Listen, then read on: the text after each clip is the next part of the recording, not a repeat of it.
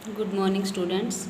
In the last video, we are discussing about the digestion of food, and today we are going to start a new topic: disorder of digestion. Disorders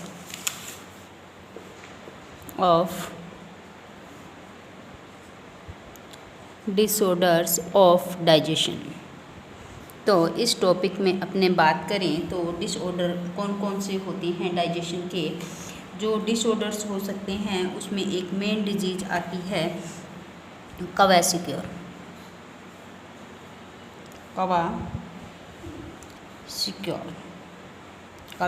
आती है। क्वासिक्योर disease जो होती है ये disease होती है deficiency of protein की वजह से। डेफिशिएंसी ऑफ प्रोटीन इसकी वजह से ये डिजीज होती है, और ये डिजीज जो होती है 1 to 5 ईयर्स के जो चाइल्ड जो होते हैं उनमें मेन रूप से ये डिजीज होती है। क्वासिक्योर डिजीज़ के अंदर क्या हो जाता है कि बच्चे की जो आइज जो होती है वो कैसी हो जाती है, सनकेन आइज हो जाती है। यानी मेरस्मस डिजीज़ के अंदर क्या होता है, बच्चे की जो आइज जो होती है वो सनकेन हो जाती है, पेची स्किन हो जाती है, स्किन जो होती है वो पैची हो जाती है, लेक ऑफ हंगर हो जाता है। ठीक है, लेक ऑफ हंगर हो जाता है।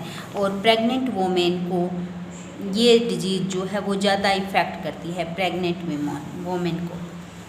ठीक है, इसमें स्किन ड्राई भी हो जाती है, तो ये मेन डिजीज़ जो है वो प्रोटीन की डेफिशिएंसी से होती है। इसमें एक टर्म भी दी गई है PEM, protein energy mail nutrition. Protein PEM बोलते हैं इसको, PEM प्रोटीन मेल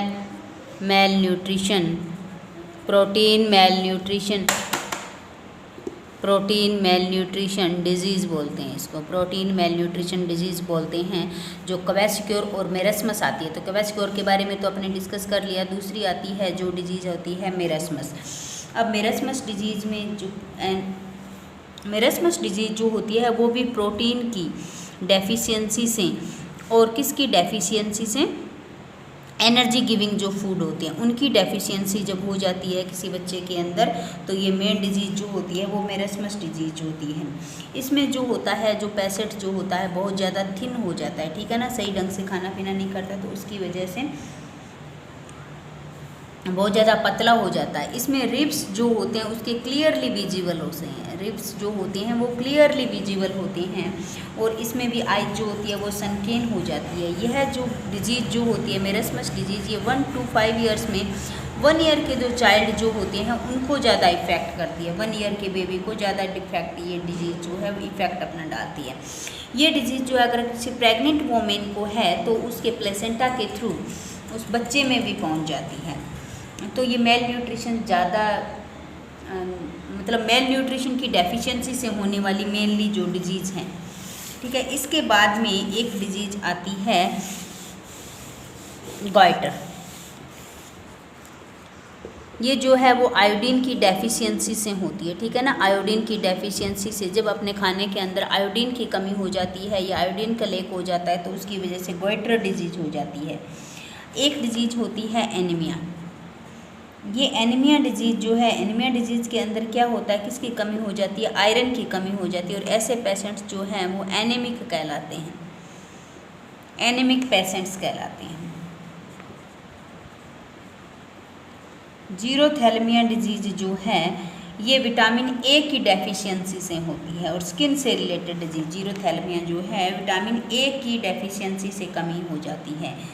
अब प्रोटीन मेल न्यूट्रिशन वाली डिजीज़ को अपने PEM बोलते हैं, प्रोटीन एनर्जी मेल न्यूट्रिशन बोलते हैं। डिजीज़ की विटामिन की डेफिशिएंसी से भी कुछ डिजीज होती है। अब मिनरल की डेफिशिएंसी से कुछ एक डिजीज होती है। जैसे मिनरल कौन सा, अगर D की डेफिशिएंसी हो जाती है, ठीक है ना, मिनरल की डेफिशिएंसी, अगर विटामिन D की डेफिशिएंसी जब हो जाती है तो एक डिजीज हो जाती है जिसको रिकेट्स बोलते हैं। छोटे बच्चों के अंदर ये हड्डियों से, बोन से रिलेटेड मेनली डिजीज होती है, और अडल्ट के अंदर, बड़ों के अंदर जब ये डिजीज होती है तो इसको क्या बोलते हैं, ऑस्टियोपोरोसिस डिजीज बोलते हैं, ऑस्टियोपोरोसिस डिजीज बोलते हैं, ऑस्टियोपोरोसिस डिजीज बोलते हैं। और डिजीज जो होती है, डिसऑर्डर जो आता है डाइजेस्टिव सिस्टम से, वो आता है जॉन्डिस। ये ज़्यादा मेनली जो इफ़ेक्ट करता है वो लीवर को करता है, स्किन को करता है, और आइज़ जो है वो इसमें किस कलर की हो जाती है, येलो कलर की हो जाती है। इसमें जो आइज येलो कलर की हो जाती है किसके कारण हो जाती है कि जो बाइल पिगमेंट जो होता है उसका डिपोजिशन होने लग जाता है, उसकी वजह से आइज और स्किन जो है वो येलो कलर की हो जाती है, और इसका इफेक्टेड ऑर्गन जो होता है जॉन्डिस का लीवर होता है। अब नेक्स्ट डिजीज जो आती है वो है वॉमिटिंग। अगर डाइजेशन खाने का ढंग से नहीं होता है तो क्या होने लग जाती है, वॉमिट होने लग जाती है, जिससे अनडाइजेस्टेड फूड जो है वो बाहर आने लगता है। और फीलिंग ऑफ नोजिया, ठीक है ना, नोजिया की फीलिंग होने लगती है, जो आगे किस में कन्वर्ट हो जाता है, वॉमिटिंग के अंदर कन्वर्ट हो जाता है। कॉन्स्टिपेशन की दिक्कत जो है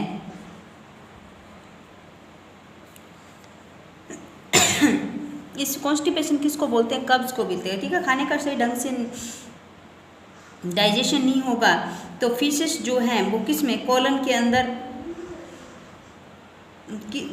अंदर क्या रह जाते हैं, रिटेंड रह जाते हैं, और किसकी फॉर्म आ जाती है, कॉन्स्टिपेशन की बीमारी आ जाती है। एक होता है डायरिया।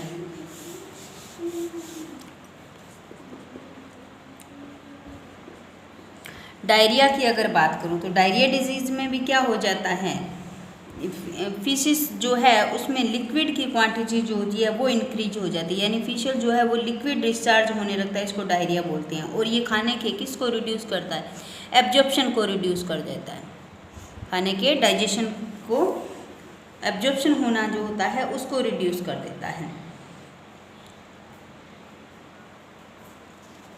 अब ये जो है वो डिसऑर्डर्स हैं डाइजेशन के। इसके बाद में एक और टॉपिक दिया हुआ है कि एब्जॉर्प्शन जो है, absorption in different parts of digestive system,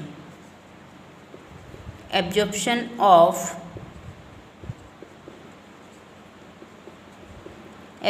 of different parts in digestive system. तो इसके अंदर जो माउथ है, माउथ के अंदर किसका, कुछ एक ड्रग्स का जो होता है वो एब्जॉर्प्शन होता है, ठीक है ना, जो म्यूकोसा के कांटेक्ट में आती है, ठीक है। और जो डायरेक्ट लोअर लेवल माउथ के म्यूकोसा के कांटेक्ट में आती है, उन ड्रग्स का एब्जॉर्प्शन हो जाता है। और कुछ एक जो लोअर साइड ऑफ टंग के कांटेक्ट में आती है, ठीक है ना, वो एब्जॉर्ब्ड हो जाती है। Lower side of the tongue are absorbed into the, यानी जो लोअर साइड टंग के कांटेक्ट में आती है वो डायरेक्ट किस में, ब्लड कैपिलरीज के अंदर एब्जॉर्ब हो जाती है, ये माउथ के अंदर एब्जॉर्प्शन होता है। इसके बाद में स्टोमक जो होता है, स्टोमक के अंदर क्या होता है, एब्जॉर्प्शन होता है किसका, वाटर का, सिंपल शुगर का और एल्कोहल का, सिंपल शुगर और एल्कोहल का एब्जॉर्प्शन होता है। इसके बाद में जो स्मॉल इंटेस्टाइन हैं, स्मॉल इंटेस्टाइन के अंदर क्या होता है, न्यूट्रिएंट्स का एब्जॉर्प्शन होता है मेनली। और यहाँ पे भी स्मॉल इंटेस्टाइन के अंदर क्या होता है, डाइजेशन जो होता है वो कंप्लीट होता है, डाइजेशन कंप्लीट होता है। और फाइनल प्रोडक्ट ऑफ डाइजेशन जैसे ग्लूकोज है, फ्रक्टोज है, फैटी एसिड्स हैं, ग्लिसरॉल्स हैं और अमीनो एसिड्स हैं, वो यहीं पे एब्जॉर्ब किए जाते हैं, किसके थ्रू, म्यूकोसा के थ्रू, और किस में, ब्लड स्ट्रीम और लिम्फ के अंदर। यानी मेनली स्मॉल इंटेस्टाइन के अंदर न्यूट्रिएंट्स का क्या होता है, एब्जॉर्प्शन होता है। और जब डाइजेशन यहाँ पे कंप्लीट हो गया, इसके बाद में इसके जो प्रोडक्ट बने जैसे ग्लिसरॉल है, फैटी एसिड्स हैं, फ्रक्टोज है, ग्लूकोज हैं, अमीनो एसिड्स हैं, वो एब्जॉर्ब किए जाते हैं किसके थ्रू, म्यूकोसा के थ्रू, और किसके अंदर, ब्लड स्ट्रीम और लिम्फ के थ्रू, ब्लड स्ट्रीम और लिम्फ के अंदर। अब नेक्स्ट जो आती है वो है लार्ज इंटेस्टाइन। लार्ज इंटेस्टाइन में एब्जॉर्प्शन होता है वाटर का, कुछ एक ड्रग्स का, मिनरल्स का, और ड्रग्स का एब्जॉर्प्शन जो है वो लार्ज इंटेस्टाइन के अंदर होता है, ठीक है, तो ये आपका एब्जॉर्प्शन से रिलेटेड एक टॉपिक था, वो कंप्लीट हो गया। तो आपका ये चैप्टर जो था डाइजेस्टिव सिस्टम वो भी कंप्लीट होगा। अब नेक्स्ट चैप्टर अपने नेक्स्ट टर्न पे स्टार्ट करेंगे। Thanks, have a nice day.